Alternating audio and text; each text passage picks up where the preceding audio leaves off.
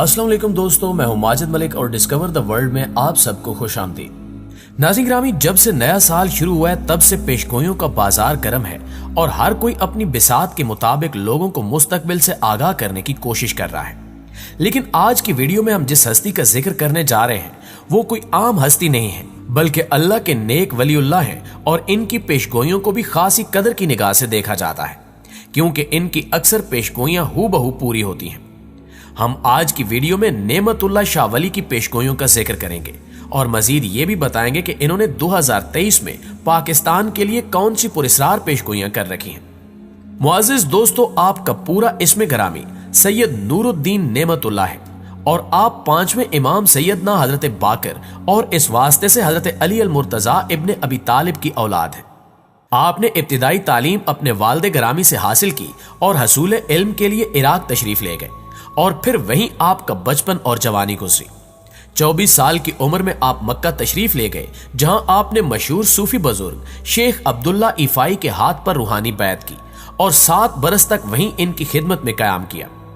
शाह नेमतुल्लाह वली ने अपने इल्म कशफ से फारसी शेरों पर मुश्तमिल शाहरुख मिर्जा की औलाद और मुगलिया खानदान के आने वाले दौर और हुक्मरानों के बारे में अपने मखसूस असलूब में पेशगोइयां की और तोहफतन शाहरुख मिर्जा को अता की, जो कि जमाने के गुजरने के साथ साथ बिल्कुल सही साबित भी हुई। प्यारे साथियों, आपकी पाकिस्तान से मुतल्लिक पहली पेशगोई यह है कि बहुत जल्द पाकिस्तान के मुसलमानों पर अल्लाह ताला का फजल जाहिर होगा और इनके हाथ काम चलाने वाले आदमी आ जाएंगे। अगर मौजूदा दौर का जायजा लिया जाए तो पाकिस्तान में कोई ऐसी गैर मामूली शख्सियत या दयानतदार सियासतदान पैदा नहीं हुआ जिसे खिराज तहसीन पेश किया जा सके। मज़कूरा शेर के मुताबिक कौम के हाथ में हकीकतन अगर कोई काम चलाने वाला आदमी आया है तो वो सिर्फ डॉक्टर अब्दुल कदीर खान ही है, जिन्हें तमाम कौम अपना हीरो मानने पर मुत्तफिक है। किसी ने बजा कहा है कि अगर कायदे आजम ने पाकिस्तान बनाया तो डॉक्टर अब्दुल कदीर खान ने पाकिस्तान बचाया। आज अगर दुश्मन हम पर हमले की जुर्रत नहीं कर रहा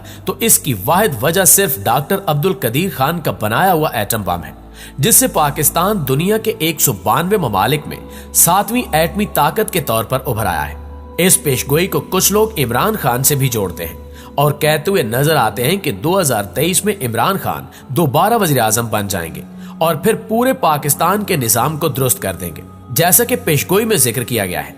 इसी तरह आपकी एक पेशगोई का तर्जमा यह भी है कि एक वक्त ऐसा आएगा जब कुफार मुसलमानों को बताएंगे कि तुम्हारा दीन क्या है और ये काफिर मुसलमानों को हज और नमाज से रोकेंगे।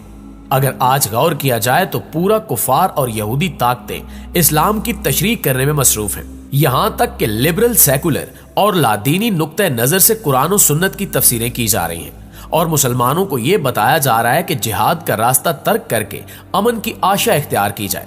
जबकि शराब नोशी और बेपर्दगी को ऐन इस्लाम बनाकर पेश किया जा रहा है।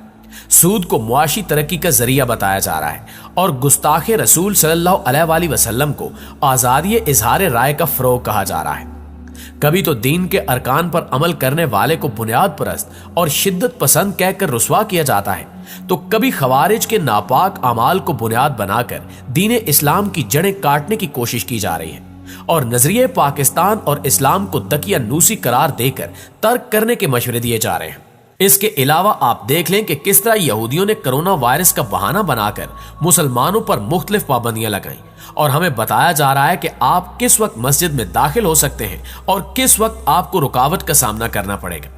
सिर्फ यही नहीं, बल्कि मौजूदा दौर में मुसलमानों को हज और उम्रे की पाबंदियों का भी सामना है, जो हम कुफार की इजाजत के बगैर नहीं कर पा रहे। इन सारी बातों से जाहिर होता है कि नेमतुल्लाह शाह वली की यह पेशगोई भी मौजूदा हालात में बिल्कुल पूरी हो चुकी है। इसके बाद नेमतुल्लाह शाह वली मुस्तकबिल में एक खल्फिशार के वक्त बुत परस्त हिंदुओं का कलमा गो मुसलमानों पर जुल्म जबर का जिक्र करते हैं, जिस पर मुसलमान सब्र से काम लेंगे, लेकिन फिर अगले मरहले में अरब पहाड़ों, ब्याबानों और सहराओं से मदद के लिए निकल आएंगे, जबकि चतराल, नांगा पर्वत और चीन के साथ गिलगित और तिब्बत का इलाका मैदान जंग बन जाएगा।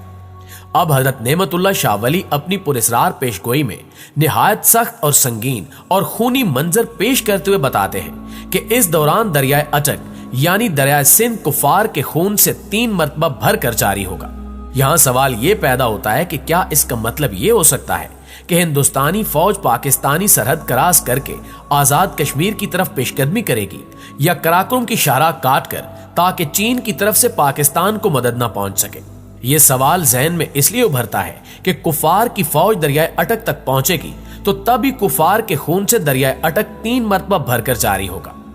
इसके अलावा नेमतुल्लाह शाह वली अपनी एक और पेशगोई में फरमाते हैं कि तुम ये देखोगे कि जब दुनिया में हर तरफ जंग होगी तो उस वक्त दुनिया पर हर हवाले से ईसाइयों की हुकूमत होगी और वो हर मक्कारी और बहाने से मुसलमानों को तबाह बर्बाद करने के तरीके तलाश करेंगे।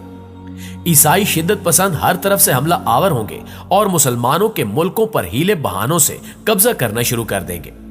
दुनिया से खैर खत्म हो जाएगी और दुनिया में एक निजाम तश्कील पाएगा जो साजिश और धोखे पर मबनी होगा। अगर इस पेशगोई पर गौर किया जाए तो यह वाजे हो जाता है कि आपका इशारा न्यू वर्ल्ड ऑर्डर की जानिब था, जो कि आजकल नाफिज हो चुका है। जाहिरी तौर पर यह निजाम दुनिया की इक्तिसादी सूरत हाल से ताल्लुक रखता है, लेकिन इस निजाम को एक ज़ाब्ता हयात के तौर पर मुसल्लत किया गया, जबकि इखलाकियात और दीनी एतबार से इसके रास्ते में वाहिद रुकावट चूंकि इस्लाम था, चुनांचे इस्लाम की इन तालीमात को यकसर तब्दील करने पर जोर दिया गया, जो इस नए मजहब के रास्ते में रुकावट बन सकती थी, जिसकी खातिर लोगों का तर्ज जिंदगी मुकम्मल तौर पर इस नए मजहब के सांचे में ढालना आलमी इदारों का हदफ था। लिहाजा आप देख सकते हैं कि मुआशरे के निजाम को तब्दील करने के लिए हर शोबे में मेहनत की गई है। लोगों का पहनावा, खाने पीने के औकात, सोना जागना, तर्ज रिहाइश, इंसान की जाती जिंदगी, ताल्लुकात की बुनियाद और कारोबार के तौर तरीके, इन तमाम बातों में लोगों को खींचकर इस नए मजहब में दाखिल किया गया। इस नए मजहब का वाज़े खाका डॉक्टर जॉन कोलेमन ने अपनी किताब नेस्पिरेटर हायरार में खींचा है, जिसमें वो लिखता है कि एक आलमी हुकूमत और ऐसा निजाम जिसको एक आलमी हुकूमत कंट्रोल कर रही होगी, वो मुस्तकिल गैर मुंतखब मौरूसी चंद अफराद की हुकूमत के तहत होगा, जिसके इम्कान करूने वुस्ता के सरदारी निजाम की शक्ल में अपनी महदूद तादाद में खुद मुंतखब करेंगे। इस एक आलमी वजूद में आबादी महदूद होगी और फी खानदान बच्चों की तादाद पर पाबंदी होगी। वहां जंगों और कैद के जरिए आबादी को कंट्रोल किया जाएगा, यहां तक कि सिर्फ 1 अरब नफूस रह जाएंगे जो हुक्मरान तबके के लिए कारामद होंगे और उन इलाकों में होंगे जिनका सख्ती और वजाहत के साथ तयन किया जाएगा, और वहां वो दुनिया की मजमूई आबादी की हैसियत से रहेंगे। और फिर कोई मुतवस्सत तबका नहीं होगा, बल्कि सिर्फ हाकिम और महकूम होंगे। इसके अलावा डॉक्टर जॉन लिखता है कि इस निजाम में तमाम कवानीन दुनिया की सच्ची अदालतों में एक जैसे होंगे, जिन पर अमल दरामद एक आलमी हुकूमत की पुलिस और मुत्तहिदा आलमी फौज के जरिए तमाम साबका ममालिक में होगा, और किसी तरह की कौमी सरहदें नहीं होंगी, बल्कि यह निजाम एक फलाही रियासत की बुनियादों पर इस्तवार होगा। प्यारे दोस्तों, ये सारा वही निजाम और मजहब है जिसकी सरबराही यहूदी करेंगे, और यही वो निजाम है जिसकी पेशगोई हजरत नेमतुल्लाह शाह वली ने आज से 850 साल पहले कर दी थी, और जो आज हरफ ब हरफ पूरी हो रही है। अल्लाह ताला से दुआ है कि अल्लाह ताला हर मोमिन मुसलमान को इन तमाम दजाली फितनों से अपनी हिफ्ज़ व अमान में रखे और हमारा खात्मा ईमान पर करे। आमीन सुमा आमीन।